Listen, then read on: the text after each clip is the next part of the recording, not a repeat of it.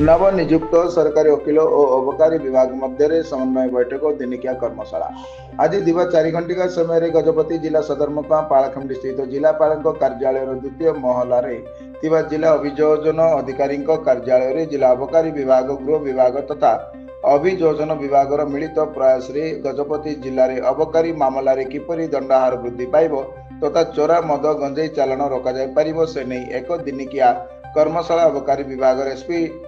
प्रदीप कुमार साहू अध्यक्षतार आयोजित हो जाएगी। कर्मशाला जिला न्यायालय भारप्राप्त cadre public prosecutor Rajesh Kumar Mishra अभियोजन विभाग सहायक निर्देशक